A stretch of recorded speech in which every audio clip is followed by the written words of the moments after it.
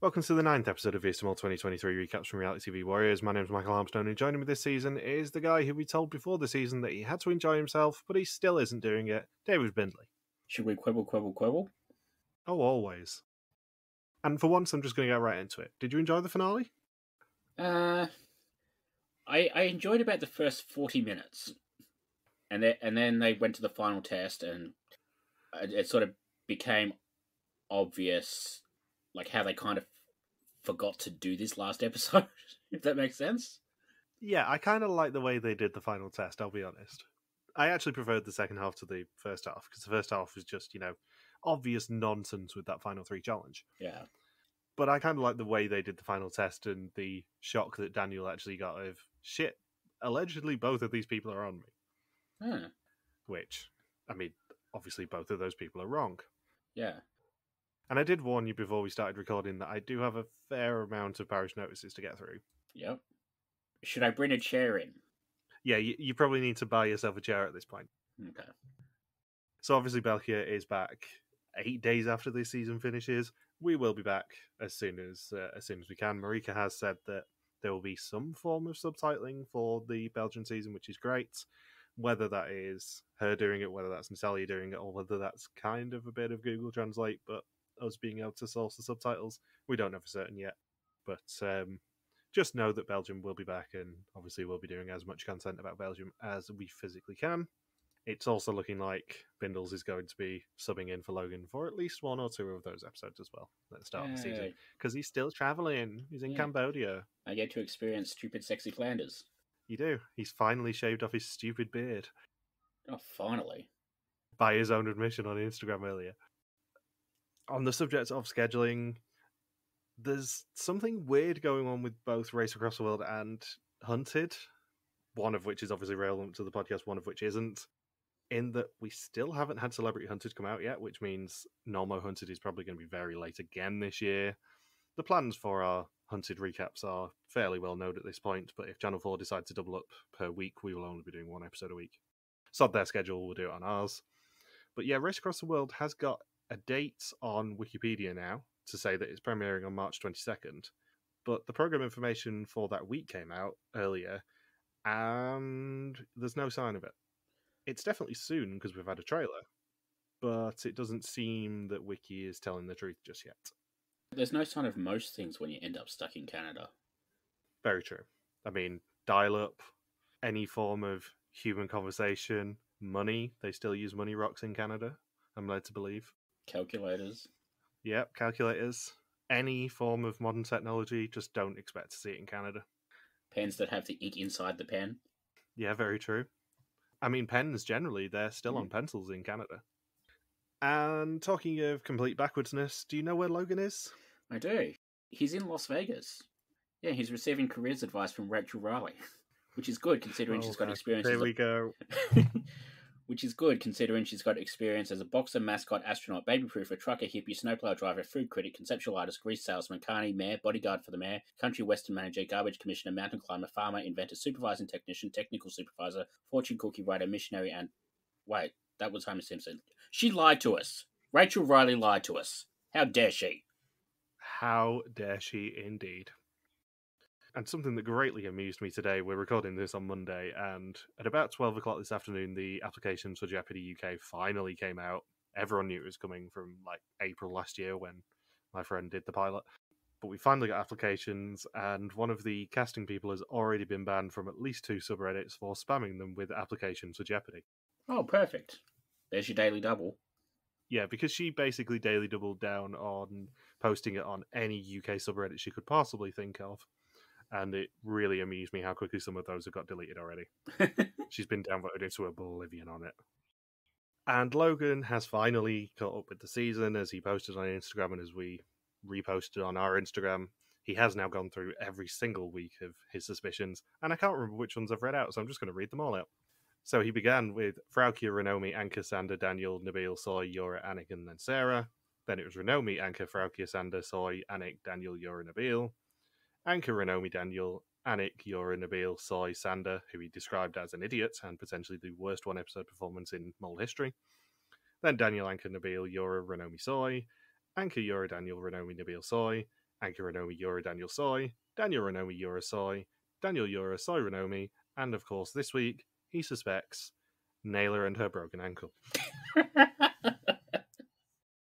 And one piece of wonderful feedback that we did have from John Dolan on Facebook, who said that we basically didn't discuss how Anke went home if her bond was with the first and only person to be on Jurre this season, which is a very good point. We didn't. I think it was like one of those situations where they're not telling the complete truth with each other. Yeah, I think the deal may have been, and obviously zero source on this, but this is kind of how I've interpreted it. Because they basically made it a suicide pact. Yep. The logic was that if they're on completely different people, then the person who survives after the execution will know who not to target. Yeah. So I think in episode 1 it was established that basically they had a bond structured around the idea of if one of us goes home, you know who not to suspect. And I think that's probably what it boils down to, is the fact that Anke and Daniel deliberately suspected different people so that whoever was left would know roughly who not to suspect. Yeah, and I think episode 1, Anke was on Renomi, which would explain a lot about this episode. Yeah. So previously, Jurre used his more money knowledge to get Soy to become the treasurer. Everyone went on safari where they wanted to impress a world-famous photographer, but Jurre was the one who won the exemption of the finale. The others sat the test, including questions requiring knowledge of the future, before putting those choices to the test at the laser game and being told they were all through to episode 9. And they are still allegedly in wilderness, and Rick says there is one more assignment before the execution, one that could win money, but also allow them to control their mole through the answers they selected at the test. It is not important to Jurre as he's already through though, but for Daniel, Renomi and Soy, it is about to get tense. I usually don't find anything to talk about with the preview, but there was like a really funny cut in this one where like you see Jurre being like, I want a really big butt, and then you see Renomi being excited about the butts, and then you just see Daniel going, oh, hello. I think the editors have slightly changed this season. Yeah. There's definitely something that's changed this season. Yeah, it's not as tight as it used to be. I kind of appreciate it not being so tight, to be honest, just like Jurre with the butts, but it definitely feels like a different vibe this season, and I know we're going to talk a lot more about that next week. Yeah. Because let's be honest, there won't be much to talk about with the reunion. There never is. Especially not when we already know most of the sabotages. Yeah. So the episode title is Mole Date, and Renomi says that this was the first morning that they knew exactly what they were going to be doing, and that is abseiling. And it is day 17 in Tsitsikama, 144 kilometres east of Wilderness and 185 kilometres from the artist formerly known as Port Elizabeth. And on my holiday, we actually went directly past Tsitsikama on the way to safari. You know who else has been to Tsitsikama? Hammerot's Lemillion. It's the first place they ever went. I knew I recognised the name because it's one of those things where obviously I really struggle with a lot of place names on Mole. You take the piss out of me mercilessly for it. I do. But it's one of the reasons that I know how to say Tsitsikama is because we went right past it and I Googled what it was. So when it came up on the screen, I'm like, oh shit, I'm really going to have fun pronouncing that. And I'm like, I know how to pronounce that. I know exactly where it is. It's Tsitsikama. I didn't recognise it at first when they did the paragliding there last week or the week before. But then as soon as we realised it was abseiling, I'm like, oh, Hammerot's did abseiling there. So the paragliding was actually closer to George. Yeah. The paragliding was about 150, 200 kilometres from Tsitsikama. Tsitsikama is by far the furthest east they have gone for any challenge or anything this season. And in fact, one thing I did notice, and I think I've got it in my notes later, is the fact that actually, if you look at a map of South Africa with its cities, between the South Africa season in 2013 and this South Africa season, they've covered all but one major South African city. So we should expect Durban in season 33? No, they went to Durban for the end of 2013. Oh. That's where the reveal was, and I never knew that. Huh. I think. It might have been where they ended episode 8, actually. But, yeah, they've definitely been to Durban. This isn't going to be like some sort of tricky only connect question where the answer is Sun City, is it? No, it's genuinely real. There is a very major South African city that neither season went to. There's only one. Not off the top of my head. Bloemfontein. Oh. Is the only one. One of South Africa's capitals. Hence why I said it was a major city. It's a world-famous major city. Yeah. Just for the record, they did go to Durban in episode 6. It was the end of the stupid flying across South Africa assignment. Huh. It was Pretoria that the season ended, before anyone writes in. That episode with the helicopters, the flying, is maybe my least favourite mole episode ever. I know, that's why I mentioned it. And there's like 2 or 3 episodes this season that come pretty close. So Rick meets them in front of a table of boxes with colours and shapes on top of them. Inside one of the 7 boxes is €2,000, and using their memories of the challenges that they've already done will increase their chance of winning money. Individually, they will abseil and receive 6 calls, and each message is about a situation during an assignment. The more they remember, the more they will be led to the right box. And the group pretty much divides immediately into Soy and Daniel, who are shit scared of this assignment, as probably you should be with those rickety-ass bridges and going straight down a cliff face, and Jurre and Renomi, who are, wrong. And Soy tries to decide the order and claim it's not because he wants to use his test answers. Daniel wants Jurre to go first. Renomi gets a choice though and can't remember what she said, but she puts herself first and Daniel in third, meaning that neither Soy or Daniel will get the point from it. Good for her. Did you also notice the GoPros or whatever were on the helmets had a really weird filter on them? No. There was loads of black blurring around the edges of them, on all 4 of them. And I don't know whether it's a post-production thing and it's going to end up being a clue or something, but yeah, there was some sort of weird filter on those cameras. I didn't notice that. I noticed like the camera work in this challenge was really, really bad. Just because because the way the cliff was, you couldn't get a close-up on their face. And then the helmet camera was pointing outwards to, show you what the contestants were seeing. So we never really got to see any of them react to anything at any point during this challenge. So Renomi begins getting her calls, and her and Soy are taking the first 3, with Daniel and Jurre taking the last 3.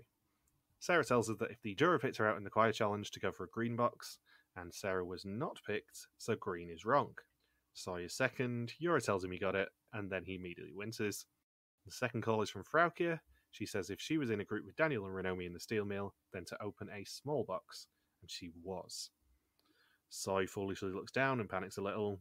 And the third call is from worst person to ever be on the mole according to Logan, Sander.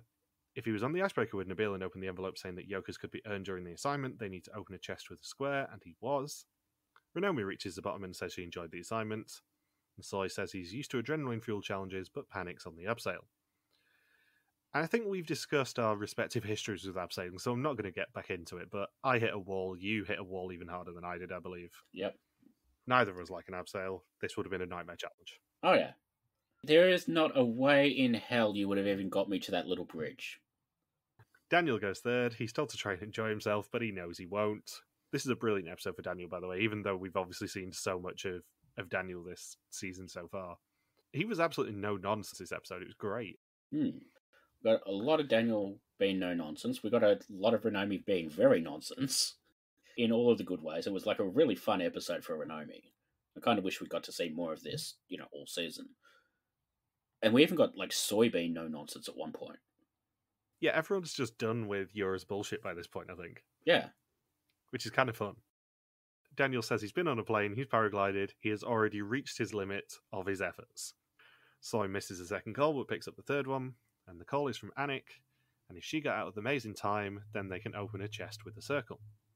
He misses the 5th call and gets the 6th one as he's landing, and it's Anke, and she says if she arrived 3rd in the hedge maze, they can open a big box. To his credit, Daniel does abseil, but decides not to do any of the calls because, why would he? He's too focused on not hitting things and not falling. Yeah.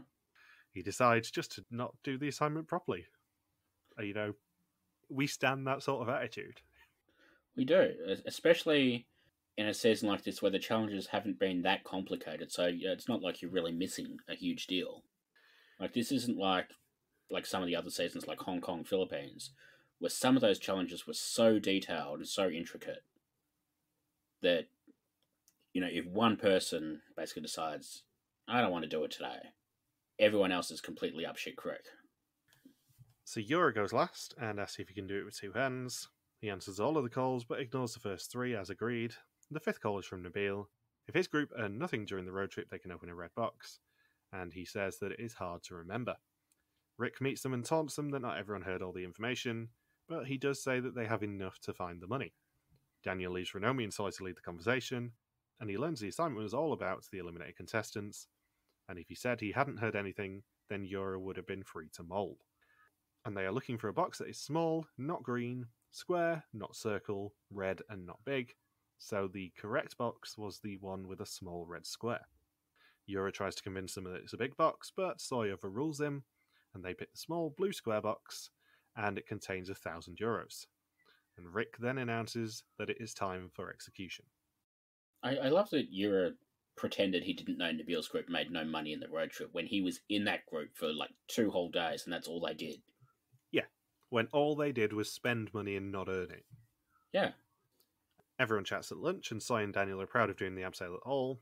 And Renomi says if this is it, she's glad she experienced lots. Daniel says he has a good feeling, but he's also excited to know if he's on the right track. Rick says in Amsterdam they started as 4 unsuspecting candidates, but a phone call changed everything for one person, a transformation which required nerves of steel and a poker face. The search began much earlier than expected for the contestants, and the game for the mole of lying and cheating did too. 6 people have fallen, and now it is time to find out who is number 7. I thought the wording that Rick used was very interesting there because he said nerves of steel, presumably as a reference to the steel mill, and poker face, which has obviously appeared about 4 or 5 times by this point. Mm-hmm. Daniel gets a green screen guaranteeing that either Logan or Michelle is going to lose their entire team. Soy is the second to get typed in, and he gets the red, sending him home, and for the first time since Feast Mall Renaissance, eliminating Michelle Pierce-Donovan from the pool. Ah. I'm so glad Rick's curiosity is sated, though. Yeah. And to the credit of the producers, I'm very glad they told us Soy got the red screen in the winery. Because we kind of knew it, but that's the sort of thing that they love to hide until the reunion. And I was fully expecting us to not get any information on it until the reunion. So I was pleasantly surprised to find out halfway through this episode that they're fully admitting that Soy got the red screen in the winery. You seem genuinely sad to be eliminated. Yeah, because I think he was on the right track and he was making all the right noises last episode by saying that, oh, I'm definitely going 100% on Jurre. And he can't have gone 100% on Jurre. He must have still hedged his bets. Because there is no way that Renomi going all in on Soy, as she probably did, and maybe getting a couple of the bonus questions right, was enough to eliminate him. Unless he spread. And I think it's very interesting because he sort of screwed himself out of a place in the final, I think. Because him and Jurre have been such a pair all season long that it's allowed Renomi's suspicion of Soy to still earn points when it's questions about the groups. So maybe she dropped a few points on questions like who is the mole, or when did the mole abseil, potentially because she obviously decided the order. But because Soy and Jurre were a package deal, it maybe eliminated him in the process if he spread too much. That's the only way I can kind of see Soy going home if he was onto Jurre, which we believe he was. I did quite like the little bit after he got eliminated where he, like, it seemed really obvious that he knew Daniel was going to win, I guess because of the maze. And then he goes and congratulates Renomi. And then all of a sudden, just in the back of you is basically like, oh, I'm going to win. And so it's like, okay, boomer. Yeah, the exact quote from Jurre, because I did write this down because it made me laugh so much, was, I'm going to win it for you. And he's just like, yeah, whatever. He did, yeah, whatever, Jurre, and it was wonderful. So yeah, he says he was totally on the wrong track. He was lucky to get through, though, and received the red screen in the winery, and he's grateful to get this far. I will also say, I can guarantee Michelle has not seen this episode yet, because as soon as she does, I am going to get an abusive message on Facebook going, you absolutely are a bastard for doing the switch. Because the amount of times that I have used the switch on Michelle to cause trouble, this is the first time in at least 4 seasons that it has worked out for me. I do it to be a shit to her, and it has finally worked. You're welcome. Because if I hadn't done that, we would have all had one person in the final 3, because Logan had Renomi, I would have had Daniel, and she would have had Jurre. She would have won the season. I would have been second, and Logan would have been last. But I'm not letting Michelle win another season. So, yeah, it's looking increasingly likely that I'm going to win the season, which I'm very happy about. And she doesn't know yet, and she's going to get rather angry with me. I can't wait. So at dinner, they cheers to being in the final. And of course, Jurre has to make a toast to himself. Of course, yeah, that'll be a clue, duh. And they are in the Ilali restaurant, which is actually in Wilderness for only the second time this season.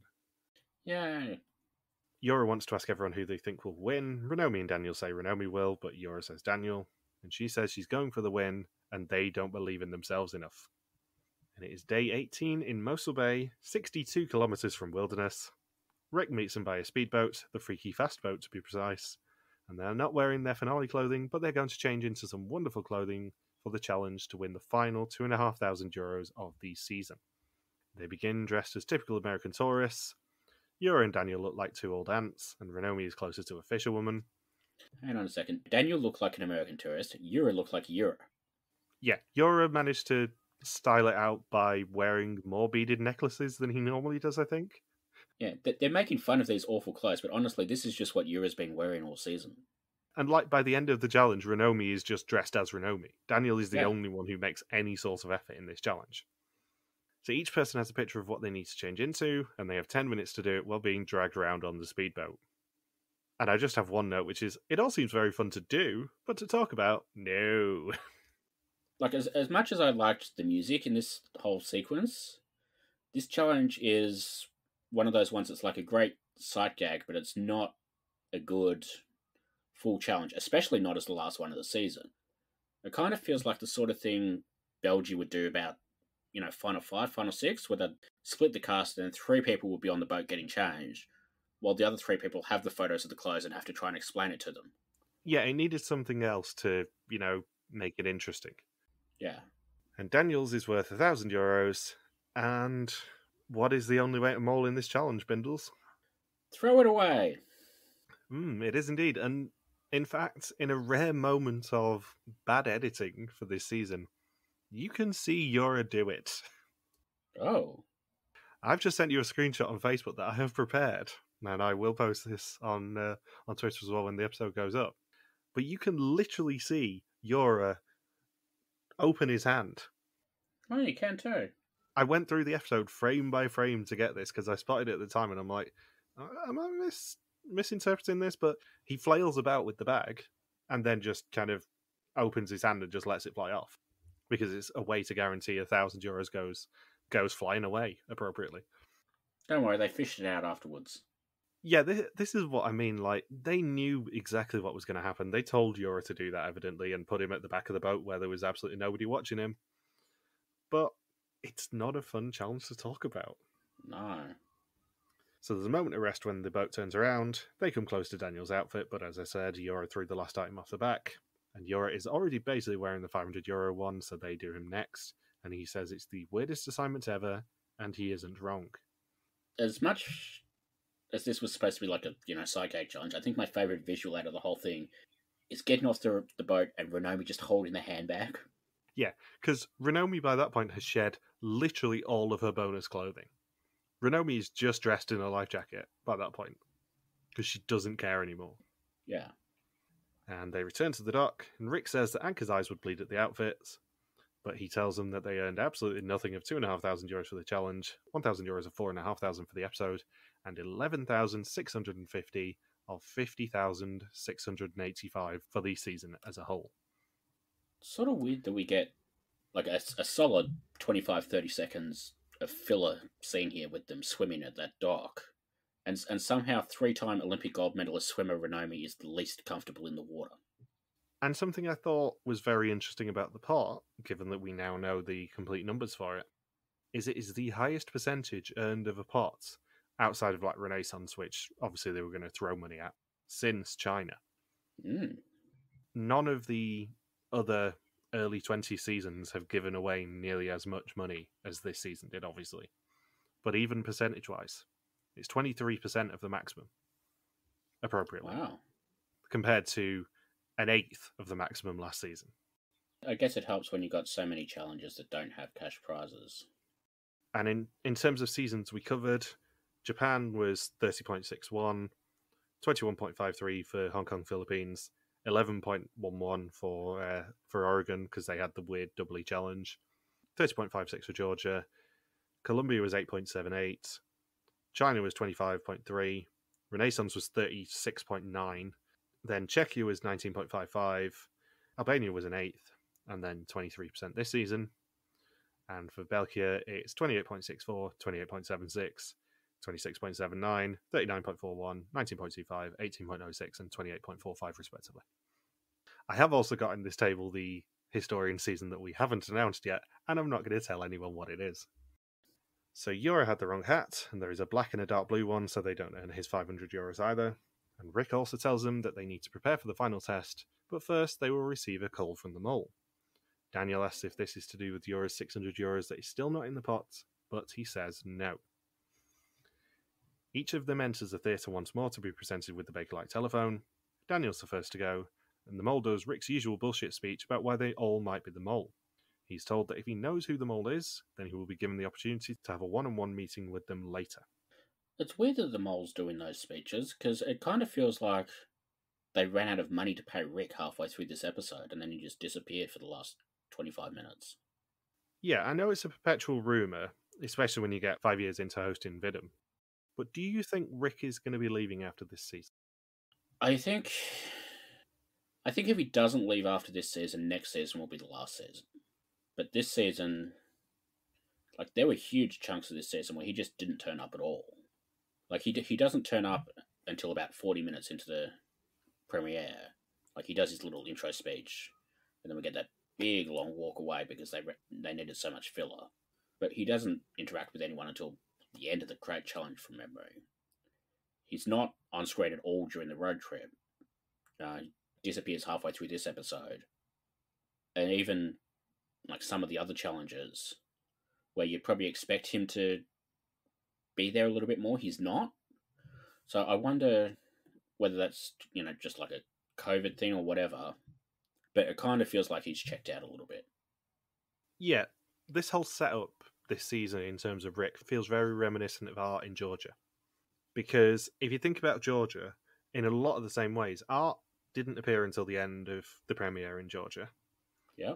He didn't appear after the final test at all in the finale. He appeared on the screen and that was it. He didn't even meet the final three face-to-face and say, you're not the winner, you're not the loser, you're not the mole. He didn't do the live reveal with them because obviously they were doing it in Vondelpark at that point. It feels very reminiscent of a this is my swan song, see you later moment from Rick. And I obviously don't know anything, and in a couple of weeks we're going to get into the rumours about maybe België ending with 11 for a little while.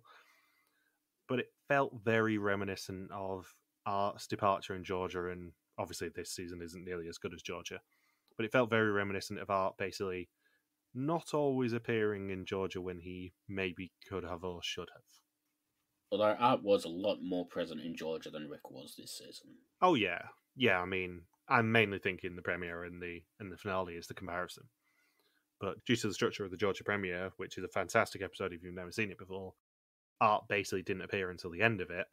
And the weird structure of their finale meant that as soon as Art said, your time starts now on the final test, he didn't physically appear with anyone until the rest of the season, basically, until the reunion. Yeah. So Renomi is second. She's a woman who keeps a cool head and knows how to perform under pressure, but has lost the game a lot and given important chances away to candidates. And Jurre's last. Apparently he's the best boy in class, someone who wanted each assignment to succeed, but has he done that to butter up other candidates?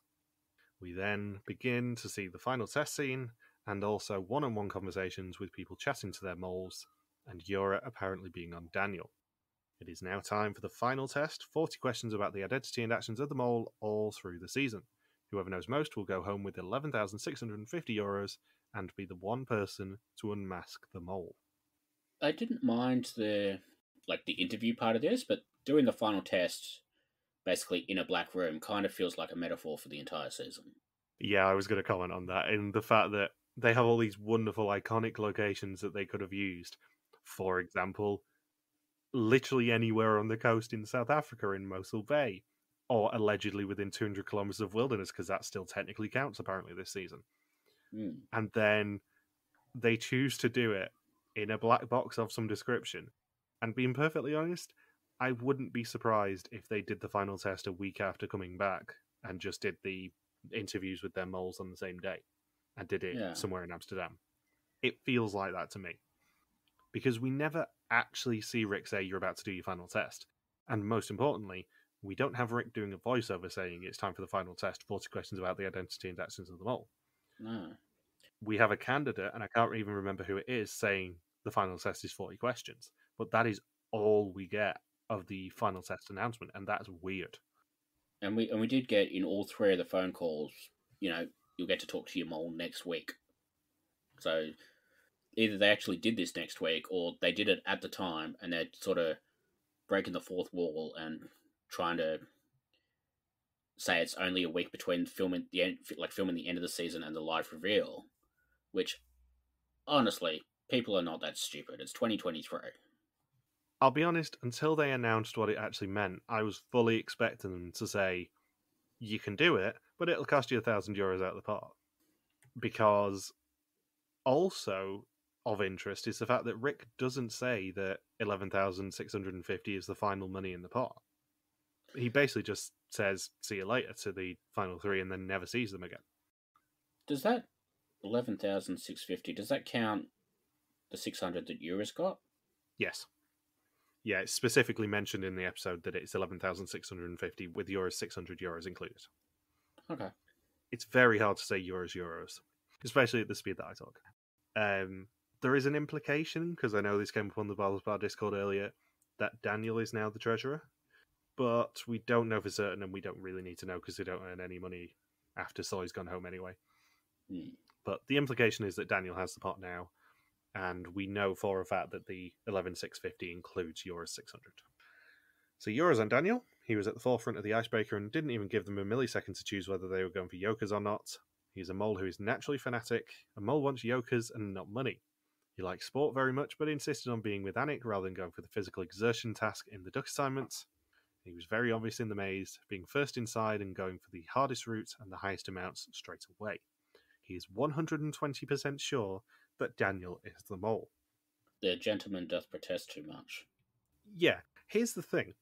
If I said Daniel is on Jurre, he was at the forefront of the icebreaker and didn't even give them a millisecond to choose if they were going for yokers, he's a mole who's naturally fanatic, a mole wants yokers, not money, that would be entirely believable for me to be saying that from Daniel's point of view there. Because cast your mind back to the icebreaker assignment. In the corridors on the way there, him, Cy, and Daniel all agreed that they were going for yokers as soon as Rick gave them the choice. Daniel didn't lead that.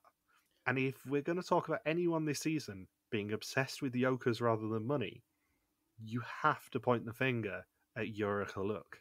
Yeah, and even when they actually got to Rick and got the offer, Daniel looks at Jurre, gets a head nod, and then says they'll take the money. Because, I commented on it at the time. Yeah. I get Jurre's alleged points about Daniel likes sports very much, but insists on being with Annick because he didn't want to do physical exertion. And the whole him going into the maze first, which is the best place to sabotage thing. But the rest of that stuff 100% applies to Jurre just as much as it applies to Daniel. Yeah. And I'm saying this as someone who would love it if Daniel is revealed as the mole purely because he was my first choice in week 1, and it stops you getting a clean sweep. Oh, shut up. But if you listen to Jurre say that stuff, you have to realise it applies to Jurre as much as it applies to Daniel. Yeah. So unsurprisingly, Daniel picks Jurre. He's not surprised that he was picked by Daniel. Based on the tests he's already done and those who he trusted, which I'm assuming is a reference to Anke going home having completely different suspicions and ruling people out for him, he can be sure that the mole is Jurre. In the prop warehouse, he made it impossible to see what was represented. In the duck assignment, Jurre rushed to open the envelope and erase the amount that was earned. And he asked whether Jurre is willing to be honest and say if he was at the front or the back of the duck, but he refuses to say to try and make Daniel flounder. The creepy hotel was the first time he saw Jurre do something with insider information. He mistranslated Renomi's word, and Daniel caught him out for it. And Jurre says he is honoured to be suspected by Daniel. Renomi picks Daniel. She bet on Sly last test, but he went home. He didn't expect to be suspected by Renomi, and she recognises so much of Daniel's fanaticism in herself. He's always used tactics, but not in the Great Maze, and he earned them €1,000 in the paraglide, but in the process, stopped them winning 2,000. He picked her as the winner because she's good at the game, but if she's the winner, then he is the mole. She has always said that he's either winner or mole. Daniel's wish came true at the laser game, but he got shot quickly, and for the first time she's sure, Daniel Villan is the mole. They then all talk about the bond that they made with the 7 losers but snore. And that's the end of the episode. Yeah, kind of feels like they just forgot to end the episode. Yeah, it's such a weird ending to the episode. It's just like, yeah, Renomi's sure Daniel's the mole, but Renomi's wrong. Also, everyone was lovely. We had a fun time. Bye. So next time, all is revealed as Daniel wins the season and Jurre is revealed as the mole. Sorry, is that a spoiler? If that's a spoiler, I'm in so much trouble. So with Soy going home in the pool, it does mean that Michelle's team is no more. Logan's only hope is Renomi, and I have the hopeful final 2 of this season in Daniel and Jurre. Removing Soy also removes Michelle's team altogether in First Suspicions, and if you adjust, Logan's is now 2.11 out of 3, and mine is 1.95. No one had Soy in last, but we do have a new leader, which is a Fuzzy Orange with a score of 7, where the minimum is 6, and only 2 people, which is Femke and a Fuzzy Orange, have a score below 10. Only 1 person, Matt, had Soy at number 1, and the order on First Suspicions is now Jurre, Daniel, Renomi, which is sort of back from last week. And as of Sunday evening, Jurre is the most suspected person by the Netherlands with a massive 46%, followed by Daniel on 30 and Renomi on 24. As always, you can do the suspect list from Brothers Bar each week at suspectlist@rtvwarriors.com or at the link in our bio, and it is the very last week of the suspect list, so don't forget to get them in. And spoilers, because nobody else knows this yet, I will not be revealing the results until we podcast next week. So the podcast will be a live reaction to who, Bindles, wins the suspect list. Oh, that'll be fun. Yeah, I thought that earlier. I'm like, should I do it when I watch the episode on Sunday? Nah, I'll do it on Monday evening. It'll be more fun. We should get Michelle to do next week's podcast so we can just rub it in. Oh no, Michelle's gonna have a fat wire out on me by the time we record next week's episode. So yeah, the last question, as always, who do you suspect? I wonder. Rick? I mean, you asked Miss Guardian's Logan this week, thinking that Naylor and her broken ankle are the mole. Yeah, it's Jurre. Yeah, obviously.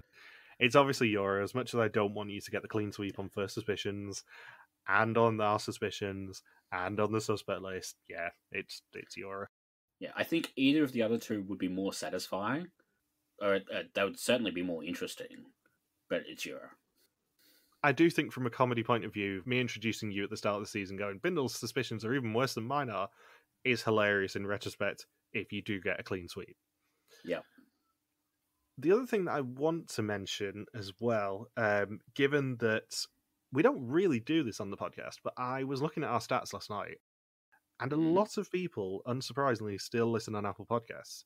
So if you are listening on Apple Podcasts, please rate us, please review us, tell a friend, because in the lead up to Hunted and Belgian Mole, both of which do tend to do very good business for us, I have to say, it would be really nice to keep increasing our listeners and keep bringing in more of a community. So for once, I am going to say this, please rate and review us on Apple Podcasts, on Spotify, wherever you listen. Just tell a friend, basically. Welcome, new listeners. There's usually fewer dick jokes. I won't go that far. But like, you had a really nice tweet a few days ago about your contribution to the podcast this season, which I thought was very sweet when you screenshotted it. Yeah. And sent it to me. And it's stuff like that. We really enjoy doing the podcast, obviously. But also we really enjoy the attention. So if you want to tweet us, then please do. And just say nice things about us. Obviously, reviews can only be accepted if they are 5-star ones. So, you know, I hate to say it, but you do have to rank us 5 stars. Yeah. And if you want to rank us 3 stars, go and do it on a podcast about US Mall. Yeah. If you want to give us a 3-star review, then we are called Robbers a Podcast. If you want to give us a 5-star review, we're Reality TV Warriors. But yeah, obviously it would be really nice if you can tell a friend, if you know people who like Dutch Mole, do what Logan's done and start giving all our information to random Dutch people who are following us on Instagram now, because that's blowing up my phone every single time I look. It's like, oh, we have a new random Dutch follower, and I'm like, yeah, followed by Logan Saunders. What a surprise. Have you got anything else you want to say on that note? Can't think of anything. Well, I suppose if Rick's leaving after this season, at least we've got another journalist as the winner. They can just, slot in as the host without anyone really complaining. Yeah, we'll obviously talk about this next week, but if Rick does end up leaving, Daniel isn't a terrible choice. No. Renomi's not a terrible choice. No, Daniel's a super fan. He would very much appreciate it. He obviously knows his stuff. Like, there are far worse choices for replacement for Rick. You're on. Don't even put that out there.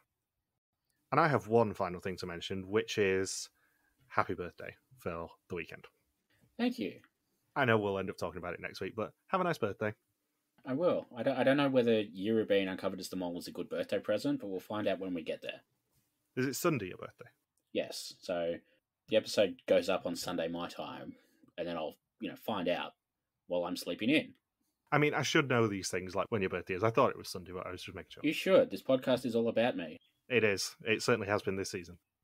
So, thank you for listening to our podcast all about David Bindley this week. We'll be back next week to conclude the hunt for another new mole in South Africa. Don't forget you can contact us on Twitter, Facebook, YouTube, or Instagram where we are RTV Warriors, or you can email us at contact@rtvwarriors.com. Bindles is on Twitter at The Grim Recapper, and I'm MJ Harmstone. You can also support us on Patreon at patreon.com/RTV Warriors. Thank you as always to Marika for the subtitles, and we'll see you next week for the reunion. Good for chicken shit getting over that bridge.